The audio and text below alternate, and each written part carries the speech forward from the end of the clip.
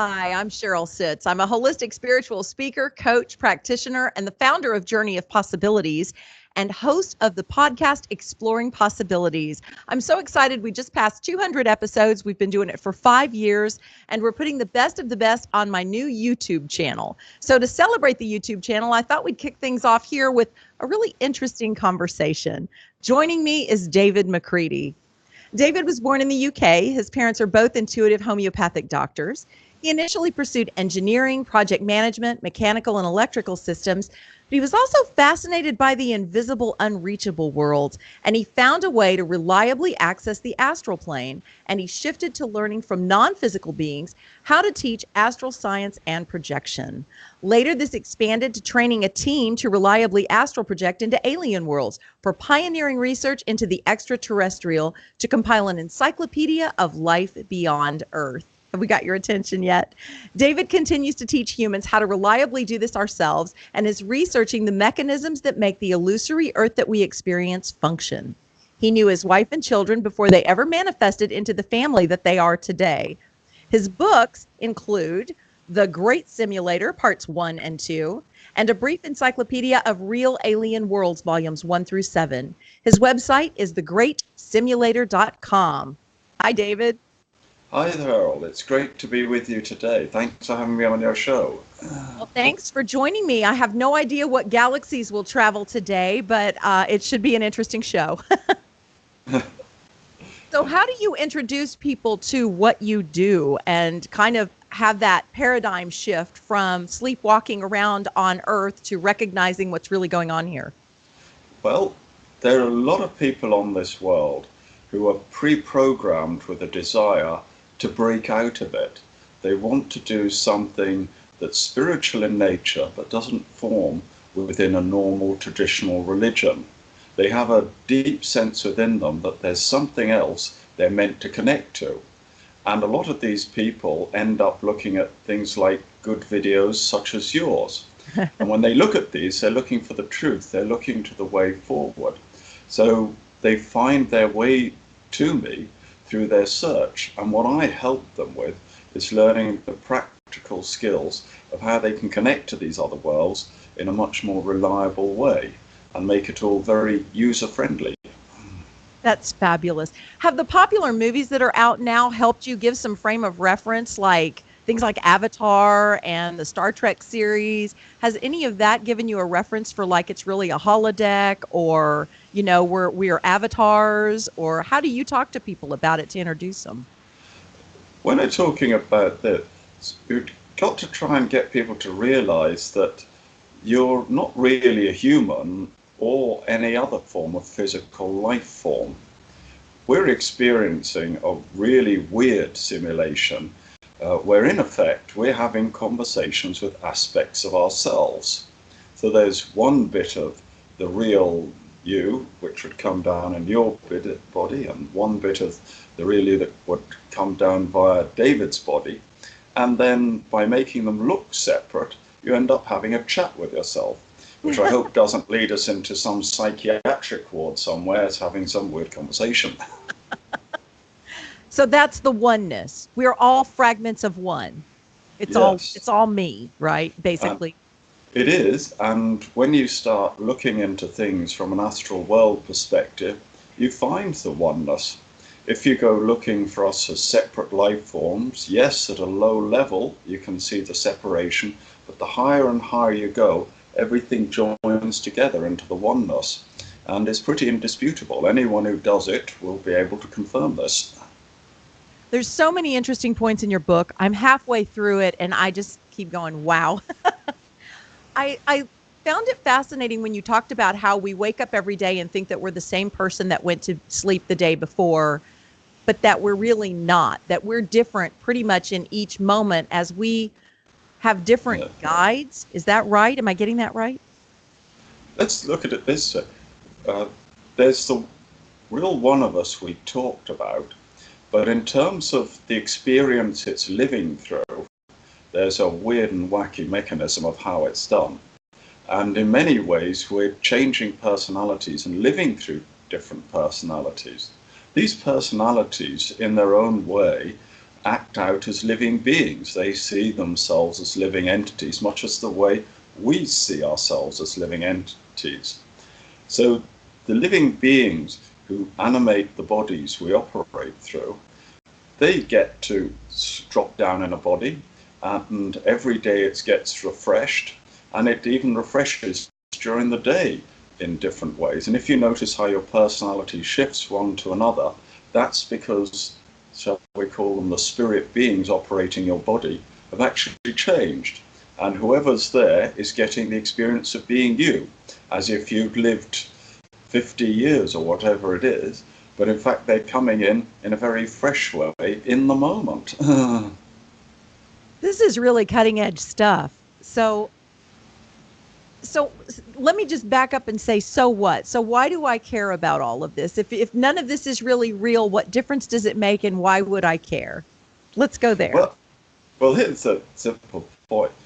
You talked about relating to things in the movies. In the film The Matrix, there was a lovely situation where people could be seen on the surface living in New York, enjoying themselves, but it turned out that many of them were living in a sort of bath of Vaseline somewhere and being used as a battery pack by strange robotic, sort of slightly alien looking beings, which I still haven't quite figured out what that bit was about in the movie. And then you had the rebels, and the rebels lived in a kind of hovercraft somewhere down in the sewers underneath the main city, having a really bad life, eating rotten food. And I do recall one thing in the movie, that one of these rebels was getting so bored, he was turning double agent, and he wanted to go back to live in the illusory world above, as long as he could have nice food every day and a nice house to live in the illusion. So there's this weird illusion going on, and you're saying, what's the point? What are we up to? And what we find is there's many dimensions, there's even parallel versions of the world we're in, and the ones that don't productively work, don't really help, get phased out. The ones that do work, more copies of them get generated. So we, by evidence here, seem to be in one of the versions that does work, so that's good to know. We're going to live on till tomorrow at this rate. And we are sending back energies into the heavens.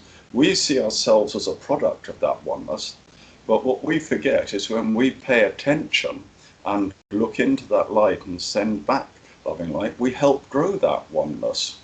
We are both its children and generators of it in a wonderful self-cycling round way. So we're doing a very useful service. Isn't that good to know? Yes, it does sound very spiritual when you put it that way. Yeah. So why would I want to astral project somewhere else if my work is here? Well, that's it. We've come here to experience a weird and wacky life, and our lives are set up. So for many of us, at some point, we bump into some difficulty we can't solve unless we pay more attention to what we really are. So it might be some difficulty in a relationship or some difficulty in work, but we would find we need to connect with some sort of higher power to do that.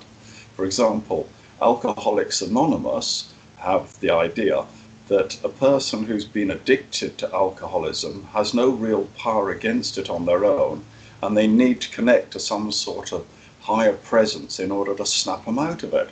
Yes. So when we're talking about astral projection, we're talking about using an out-of-body technique where you can leave behind a lot of your human persona and go back into the world you came from and see what's going on. Find out what's generating this. Discover why you've chosen the kind of life you've come into now. And that's a lot more exciting than sitting around at home just wondering about it. It's like, why not go do it? So are you suggesting that all of us came from another world? Well, all of us have come from a much lighter world. We've all come from the oneness. We're all aspects of that oneness. We've all been developing individual personas we can live out. And we've also had lives on other worlds too. The kind of people who will be watching this video are the ones who've tended to have recent lives on other worlds. They've got a lot of latent memory of that. They've come to the Earth now, and they've come to the Earth at a time when there's a step change going on, when there are advances happening. And so many of the viewers of this wonderful show you put together, they're beings who've come here to this Earth to help allow changes in consciousness occur. So that's why we do want to look at that and see other worlds, because it is a part of our heritage, a part of what we're up to.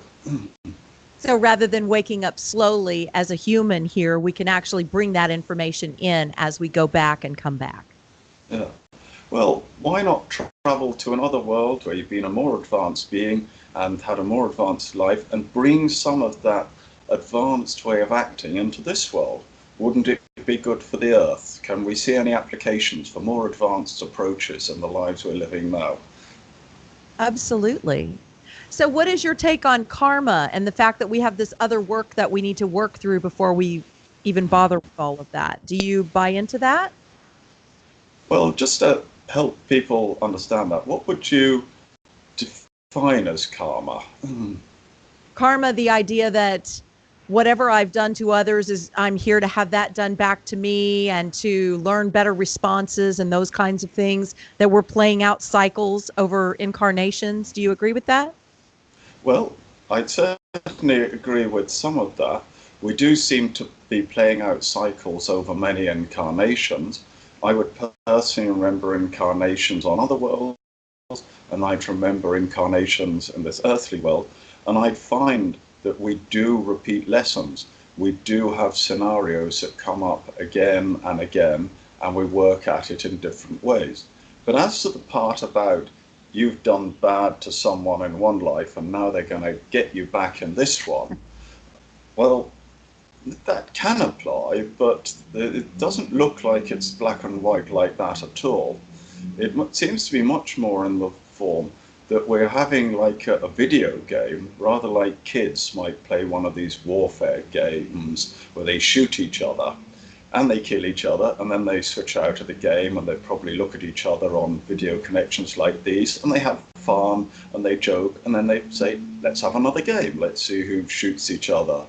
And in that game, they're not too bothered about karma in that way. There's no sense of now I have to go through some horrible mistreatment. So karma is much more about the energies you want to play with, the way you want to develop yourself, rather than some wretched task that's been imposed upon you and now you have to live with it because you're a bad person. Right, I can see that.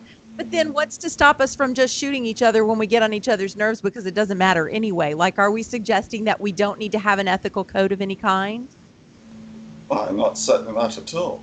What I'm pointing out is that in our illusory world, we can do what we like. But do you really want to shoot other bits of yourself? Do you want to be emotionally cruel to other bits of yourself? Well, when you put it that way. So how do you start out working with clients? Where do you start us? In the book, you seem to start us with breathing. Do you want to speak to that a little bit? Well, everyone who's watching the show has been breathing for many years and they haven't died so far, so they probably think they're breathing perfectly well. Now, I thought I was breathing perfectly well too, but in the training I got, one day I was sitting in front of a medium who could channel spirits, and this medium was in a channeling state, and the spirit who came through said something along the following lines. It was, you know what, if you people here, the audience, want to get one thing right in your life, it's breathe properly. Learn how to breathe properly, because if you breathe properly, we can do amazing things through you. We can come through and do all the weird and wacky stuff you desire. And I heard this, and it took some years to understand what it meant, and I had to interact with a lot of beings in the heavens too, and gradually they were teaching me how to get these connects to work better. And the thing they most concentrated on was breathing, because when we're breathing, we're not taking in some dead air, we're breathing in a living energy, we're processing it through our energy system, and we're actually sharing that energy with the planet. So we're letting higher energies come into our body, and we're transforming it into something that helps connect to the planet. When we have that good grounding connection with the planet's energies, that in turn helps release our consciousness to go into higher realms, to go into the heavens, see how your relatives are doing in human heavens and things like that. So when we breathe properly, we're working with an amazing energy system that allows us to do really wonderful things. And every time you go to a more advanced world, if it's a breathing kind of world where they still retain some sort of breathing, you'll find they really experience the energies well, and that enables them to have a much higher degree of consciousness and telepathic skills. Whereas by comparison on Earth, we've come here to have a low-level experience where we're going to be initially quite blocked up. And to make sure we're blocked up, the first thing we do is try and breathe as badly as we can and scrunch ourselves up. Yeah. The first time I talked to you, the first thing you said to me is you commented on my aura and then you said I'm not breathing right. So you can actually tell just looking at someone's face whether they're breathing right or not. How do you do that? Well, because we're all connected ultimately, when I'm sitting with someone, such as you right now, even though you're asking the question, only at this moment are you starting to pay attention to your breathing more. All the preceding moments you hadn't really bothered. And see, I can feel what's going on with you, even though I can't see all of your body on the screen. And because you're on air, your breathings are still a little bit tense, because you're thinking you're a human doing an interview at this moment, rather than a higher being having a go at being a human. And when you remember you're a higher being coming through into the human body, you'll find the diaphragm in your body can relax more and you'll breathe deeper. Is that helping? Yeah, basically you're saying if we take ourselves less seriously, it's easier to breathe right. That is very insightful. I like that. So once I'm starting to be more conscious of my breathing, what is the next thing that I can do for my own benefit? Where do you go next with us? A good place to go is nowhere. A good place to go is into the now, because as humans we're often daydreaming and fantasizing and contemplating. And if you looked at it in the astral world, it's kind of like there's a thought bubble sticking out of someone's head and they're linking into it. They're not even present in their bodies. And these little thought bubbles are at a very low level. And if we can get people into the now, breathing in the now, they can start to notice the more refined energy system around them, which includes a lot of helpful guiding spirits and other beings who are right with you, like at your side. As far as they're concerned, you're playing in an illusion where you're in a sort of spacesuit with artificial reality goggles, and you think you're alive on Earth, and they see you as right beside them. So if you breathe well and start to notice the energies around you, and start to remember what you really are, you'll start to feel your friends right beside you, and that's a much nicer place to be. Wouldn't you say that's a good start? Yes. Yes. And I am aware of them on and off, about as often as I'm aware of my breathing. So, yes, I definitely have work to do in this area. So, tell me a little more about what you encounter to be some of the high points of what you've learned to do that you feel like can benefit our viewers today. Uh, I'm not sure there's one particular high point, because there's just lots of little moments of excitement and finding things out. And a lovely one happened this week. I was at a funeral, and as I'm a bit of a deaf character, I don't easily hear things, and I don't like hearing aids very much, and they don't work for me, so it's a mutual disrespect. So I was at a funeral, not being able to hear very well, so kind of looking around the church. And this is a Catholic church with plenty of effigies of Jesus nailed to a cross. Everywhere you look, there was Jesus nailed to a cross. And incidentally, the only picture of Jesus was one where he was pointing at people going, you are a bad character.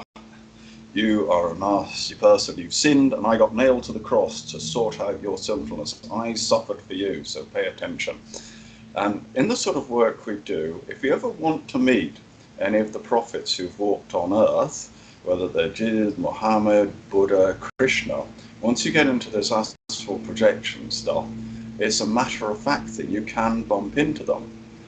So the question raised up on that moment is that we often bump into like prophets like Jesus, but we don't really know what they do a lot of the time. You know, there they are, people are praying to them, what's going on? And when I was working with a client the next day, we got a contact that helped us do this. And we got help to understand how these prophets assist us. Excuse me, I won't just need to cough.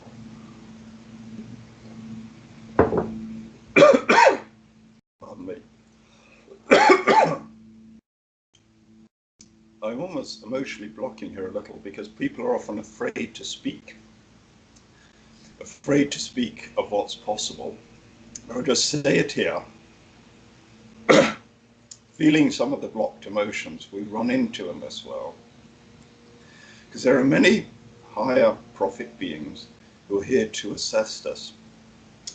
And we think if we pray to them, they're there to sort out all our problems, which might be the case. But really what they do, and as I was being reminded of this week very clearly, is they feed us with unconditional love. They feed us with the energy to do more things. They feed us with the energy to deal with the challenges that we're experiencing on this earth. Yes. And instead of asking them just to dig us out of a hole that we've got ourselves into, we're being reminded that we're in a sort of adventure playground, and if we connect into that unconditional love, it gives us more of the energies we require to have better and happier lives and handle the awkward stuff we've run into. So it's not a case of just go to places like churches and pray. It's like wherever you are, realize there are a lot of beings out there to help.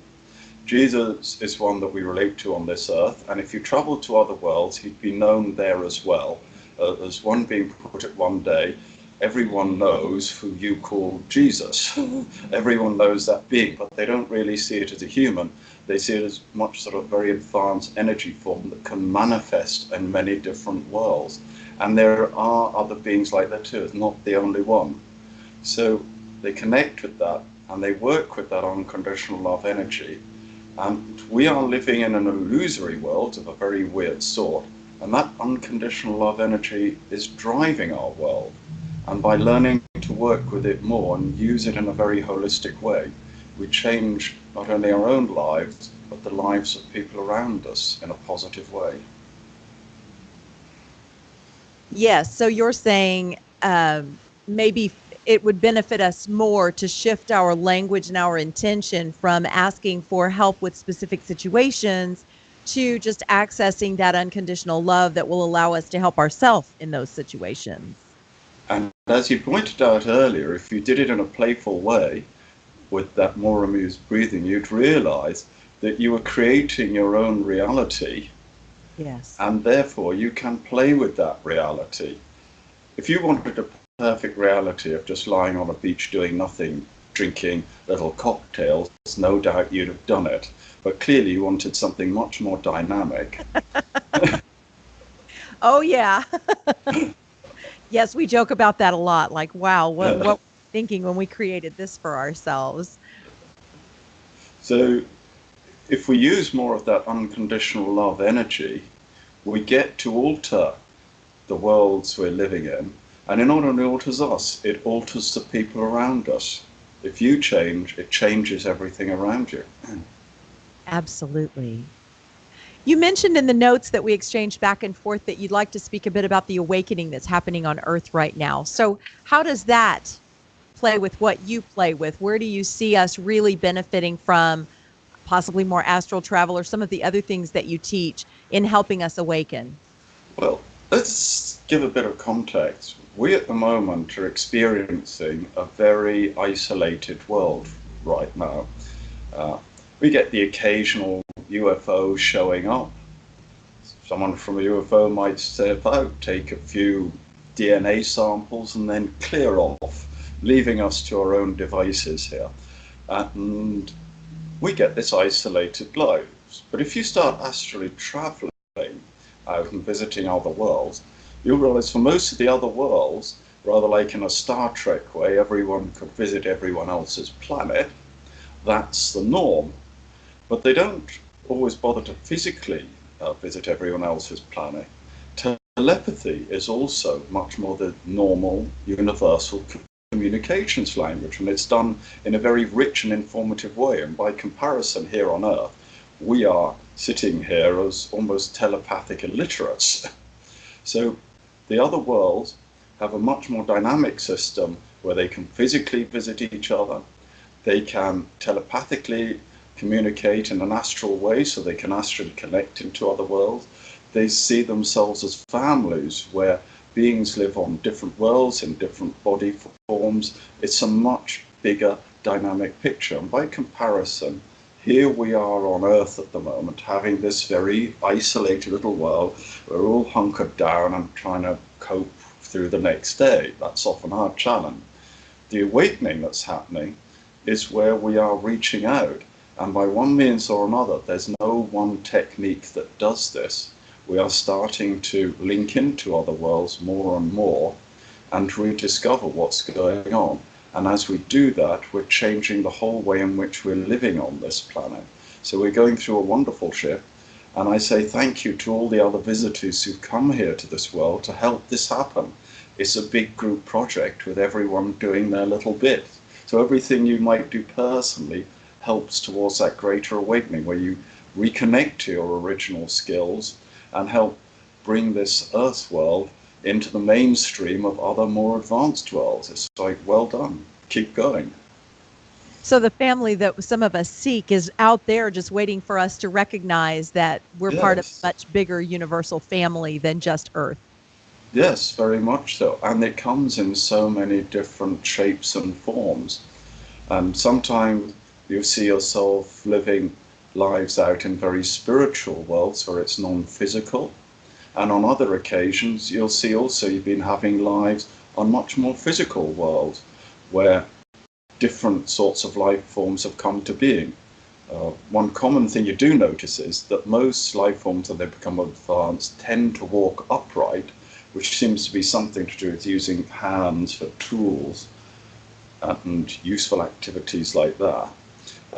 But beyond that, you'll find a lot of species that you'd see on Earth have on other worlds grown to be the most important life forms and the ones in charge. So on many worlds you find a lot of very insect-looking life forms are in fact the top species and live, for example, termite-like colonies, but much more advanced, much more connected societies where they have individuality.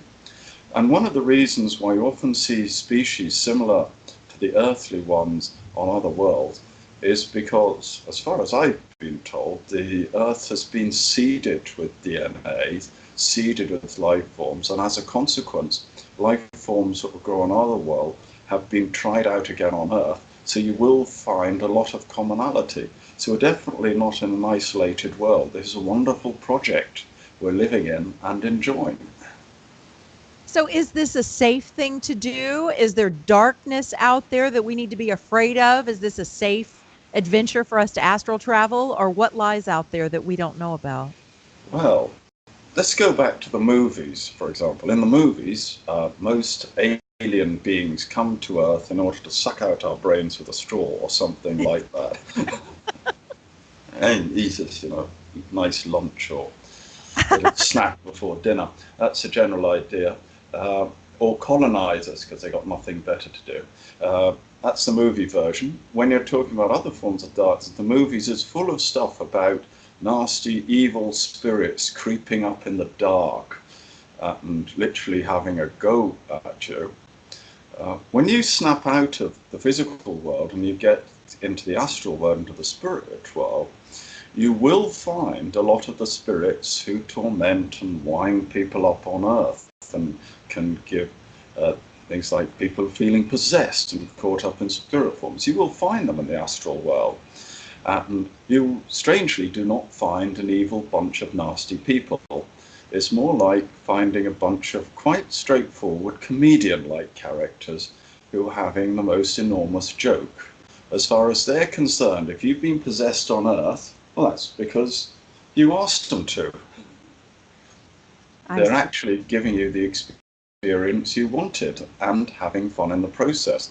So what you talk about sort of dark beings, well, indeed, there are lower levels of the astral world which look very dark, and the beings there do play with fears of anxiety, giving us the emotions that want us to act angrily towards each other. They do that, but they see this as an amusing game.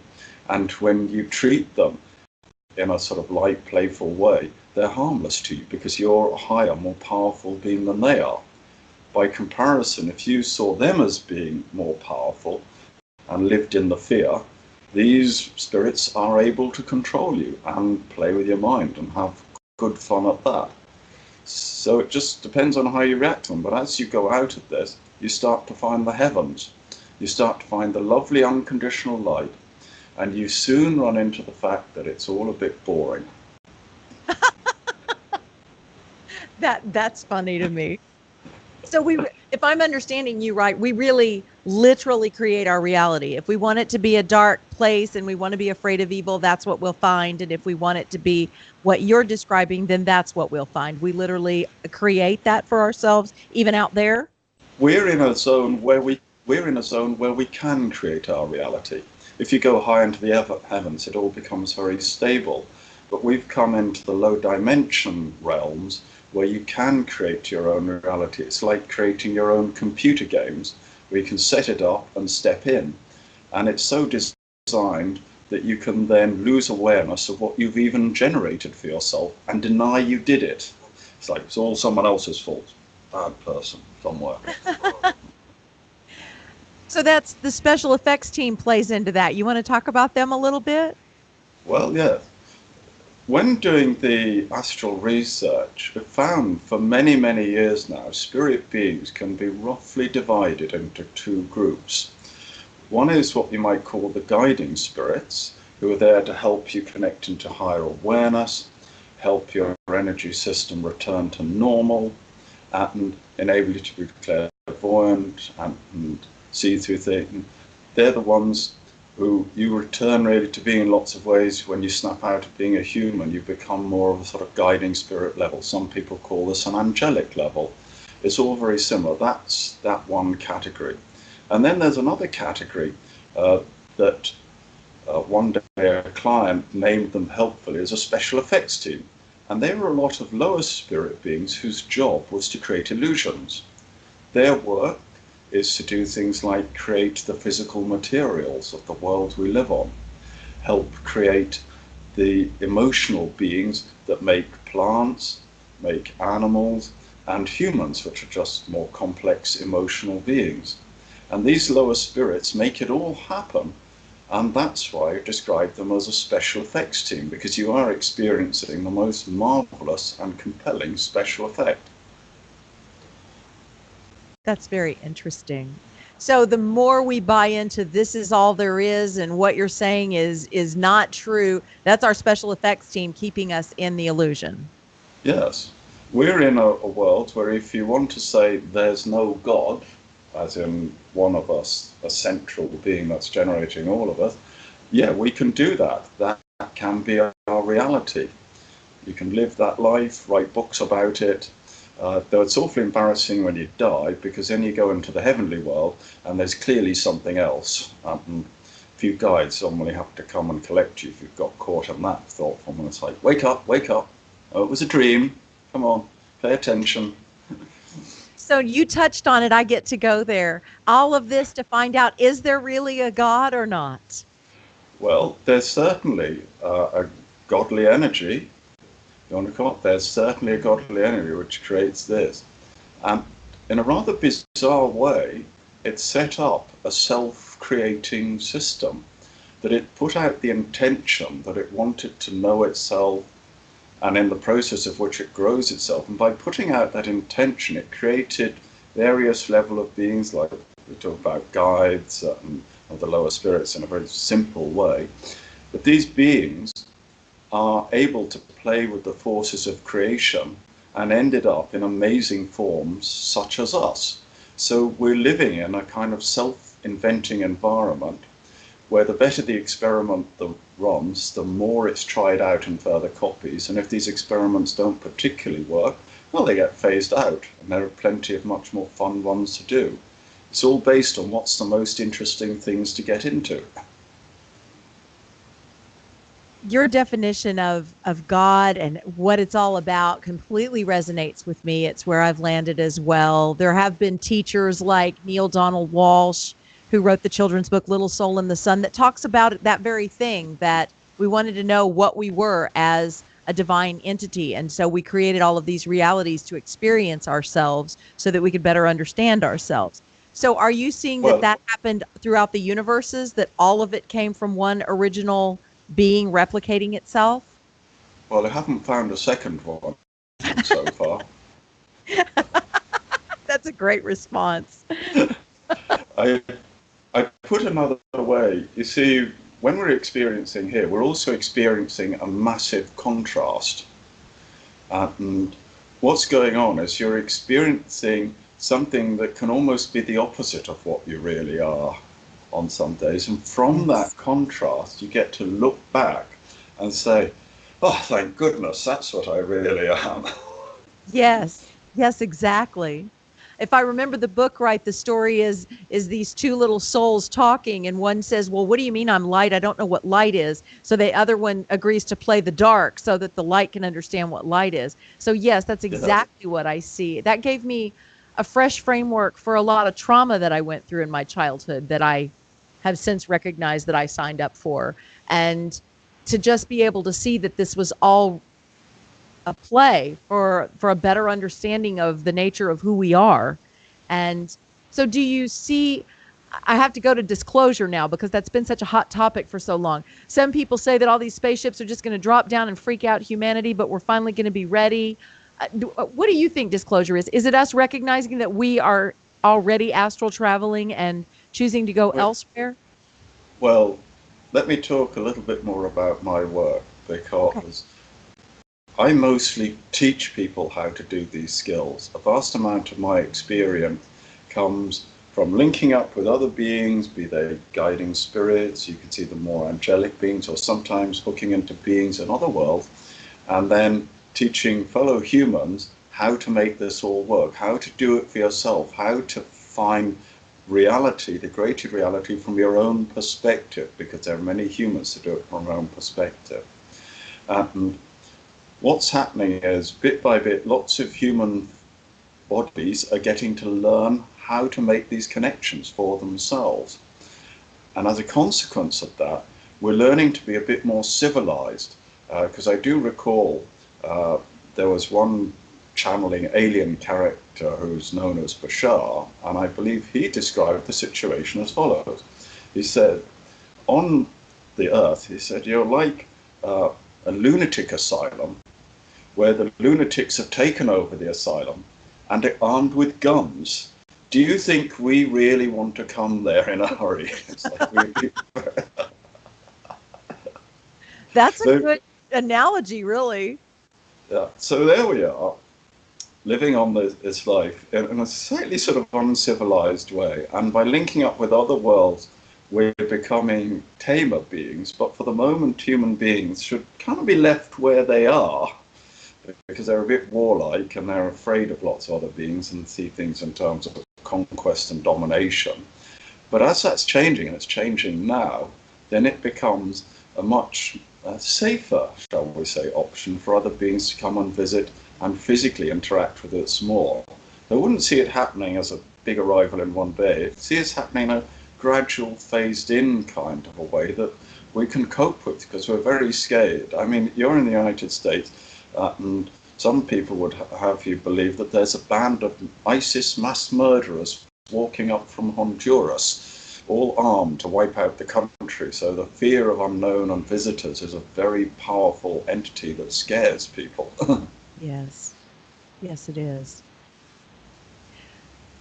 So we've done this on other planets before, helped to collectively evolve and have experiences, and then we just keep bouncing from planet to planet, evolving. Is that kind of what you see happening and traveling around the galaxy seeing things, or what is this We're, greater adventure that we're on? well, the rather bizarre thing you find is a sort of reverse evolution. You might think we're living on a primitive world, and if we really behave, we're going to live on somewhere nice, and everything will be looked after us, and it'll be a much better world and all in harmony. When you go traveling to these other worlds, you find that they've all got their societies working rather well, and that heavenly boredom seeps into some of their worlds, and they crave a bit more excitement and more challenging environments. And it looks like layer by layer, one advanced world is then creating a slightly less advanced world to play in, and those slightly less advanced worlds create further lower levels where it gets really wacky and bonkers to go and experience. So we're having a kind of reverse evolution where we're very clever entities, but we're having the game of being the most stupid, but still can just about snap out of it life forms that we've been able to conjure up.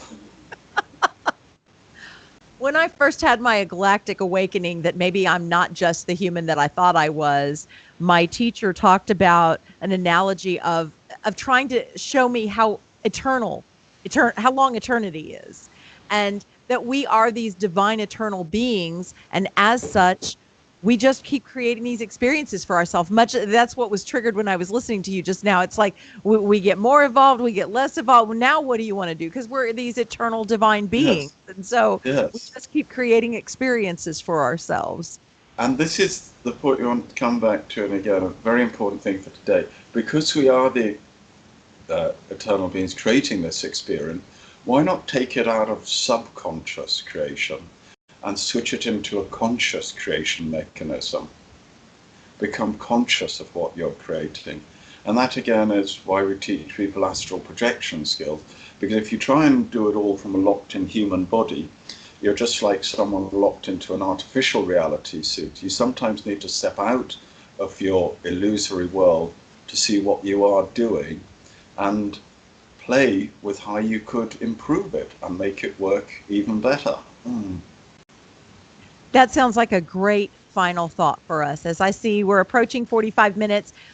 So, do you recommend that people start with your book? I mean, I have found this to be fabulous reading. Is that where you ask them to start before they work Well, with you, or how would people start to work with you? well, most of them end up with a book and they open that and they find they want to learn more. When they do want to take it further, if they find their way to my website, I offer a series of training DVDs that teach them the basics about breathing. And also, as part of a series of training DVDs, I chuck in having a one-to-one session together where I work with people in a very specific way, very individualized to you, and walk you through the techniques that make all of this possible. And very quickly you'll find your higher abilities just switch on. It's not difficult. You come to the earth at the right moment, and when we just talk you through how the systems work and show you how it works, it becomes as easy as operating something like a cell phone. It's not difficult, and I'd love to show as many people as possible how it's done, and for them to share that with the rest of our world. Fabulous. And I am fortunate to have a study buddy here locally. So we are going to dive deeper into your work. I'm going to have you back on the show. I believe we set you up for springtime of 2019 on the podcast Exploring Possibilities. And we'll add that one to this YouTube channel as well. Do you have, and they can find you on greatsimulator.com, right? Yes. Great simulator, as opposed to what someone did one day, which was stimulator and found a porn site. So, Thanks for so it's clarifying. great simulator, because what we're experiencing is a simulation of an idea. What would it like to be a human? What created a human, what would it like to be this little idea? We're experiencing a simulation of a most amazing idea, and we're playing it out. So greatsimulator.com, you will find the entry point to this work. And what we want to do is teach you how to do it, because it's really very easy to do it now.